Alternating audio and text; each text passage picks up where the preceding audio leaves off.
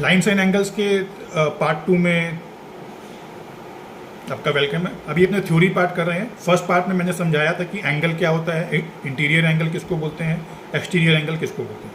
तो उसको कंटिन्यू करते हुए अपने आगे बढ़ते हैं। एंगल जो बेसिकली अपने यूज आता है, 3 तरह के एंगल होते हैं। एक होते हैं right angle triangle, right angle, है ना।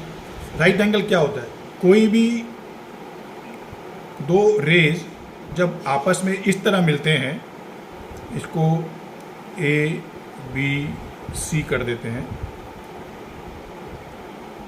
तो ये 90 डिग्री का एंगल फॉर्म होता है। इसको आप ये भी बोल सकते हो कि AC जो है वो AB के ऊपर जो है एकदम परपेंडिकुलर है। आप देखोगे कि कभी कभी सब में आता है कि जैसे समझ लीजिए ये है, ऐसे आ जाता है और बोलते हैं कि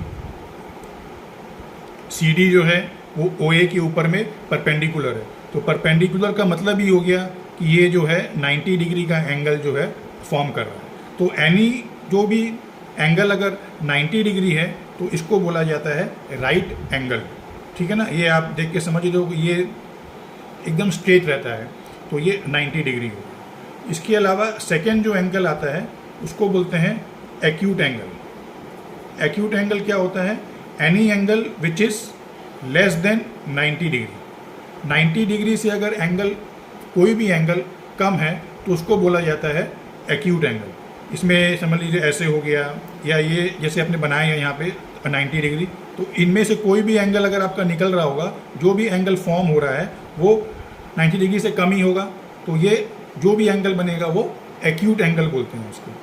थर्ड में आता है obtuse angle. Obtuse angle, obtuse angle क्या हो गया, जो भी एंगल 90 डिग्री से तो ज़्यादा है बट लेस देन 180 डिग्री। 90 और 180 के बीच में जो भी एंगल है उसको बोलते हैं ऑब्ट्यूस एंगल।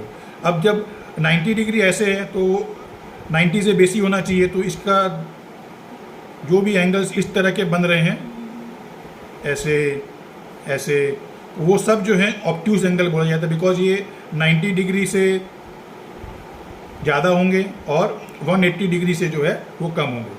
तो आज अपने लोगों ने 3 चीज़ को समझा, राइट एंगल, एक्यूट एंगल और ऑब्ट्यूस एंगल। कोई भी कन्फ्यूजन हो तो मुझे DM कर सकते हैं, मुझे मैसेज कर सकते हैं।